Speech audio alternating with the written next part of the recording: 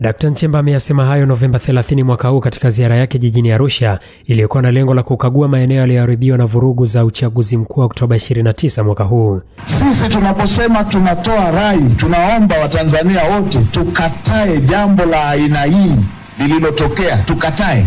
Tunaokoa, tunamaanisha tunathamini uhai wa kila Mtanzania. Anayekuambia nendeni mkiwashe, nendeni mwashe, nendeni mchome nchi, fanyeni vurugu, hawataki uhai wa Tanzania. Wengi ni wanaharakati. Mimi nimeshasikia kiongozi yeyote wa chama cha siasa anawaambia mkaandamane. Ni wanaharakati, wala hawako hapa na wanalipwa kwa sababu hiyo. Yaani sisi tunauana, wao ndo wanalipwa. Wanafanyia biashara. Maisha ya watoto wa Tanzania wanafanyia biashara. Wanalipwa kwa watu kufa. Alafu wanataka kuwageuzieni mchukiane nyie kwa nyie.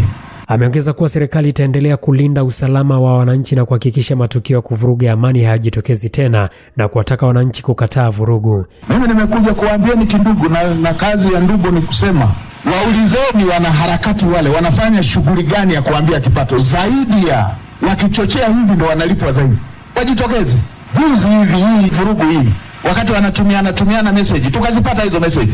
Kijana mmoja maskini tu juzi ambaye alikuwa anatuomba songesha tu, anaomba M-Pesa. Juzi kapewa dola milioni 2. Dola milioni 2 ni takriban bilioni 4 kwenda 5. Mwenzetu wa mtaani amepewa takriban bilioni 5. Kaondoka na hapa anakaa kwenye hoteli ya kitalii. Hivi mshikaji tu msela ambaye tulikuwa wote hapo anaweza kwenda kuishi Afrika Kusini ama Nairobi kwenye jiji la kitalii, hoteli ya kitalii. Amepewa bilioni 5. Za nini? Eti demokrasia.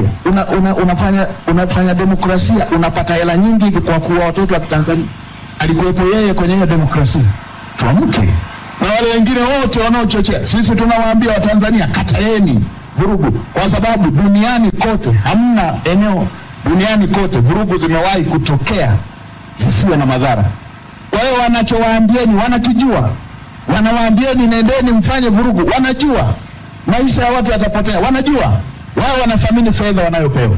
Aidha ameongeza kuwa vurugu hizo zikitokea zinaweza kupelekea rasilimali za Tanzania kuchukuliwa. Na yule anayewapa fedha anataka baadaye kurudishaje. Anajua Watanzania wakishapigana vile, yeye atachukua uranium, yeye atachukua gesi. Wanajua mradi wa gesi ndio unataka kuanza kutoa fedha sasa. Wanajua uranium. Tanzania ni miongoni mwa nchi 9 duniani zenye uranium nyingi. Wanajua wenye madini ya rare earth minerals, madini ya adhimu. Tanzania ni miongoni mwa nchi 10 duniani, tena ni ya 9.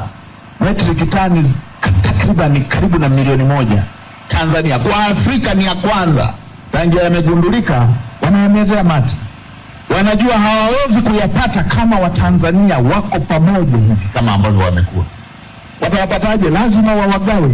Wawagombanishe mpaka na vyombo vyao vya ulinzi na usalama. Kama hivi ambavyo wanafanya. Kwa mimi niliona hapa niwasalimie niwaambie nini? Ambizaneni kindugu. Kataeni kwenda kwenye jambo linalotugawa Watanzania. Linalotuachia makovu wa Tanzania. Litakalofanya Watanzania wachukiane, wasisameane tena. Kataeni jambo la aina hii. Halina mshindi. Waziri Mkuu Mwigulu Nchemba ametoa kauli hiyo wakati ambapo vijana wa Tanzania Gen Z wamepanga kufanya maandamano mengine Desemba 9 mwaka huu, ambayo ni siku ya uhuru wa Tanganyika, ili kupaza sauti zao wakiomba haki, uwajibikaji, kupinga utekaji na kuleta mabadiliko ya kimaendeleo. Awali Rais Dr. Samia Suluhu Hassan aliagiza sherehe za uhuru Desemba 9 mwaka huu zisitishwe na badala yake fedha zilizotengwa kuelekezwa kwenye ukarabati wa miundombinu iliyoharibiwa na vurugu za baada ya uchaguzi mkuu wa Oktoba 29 mwaka huu.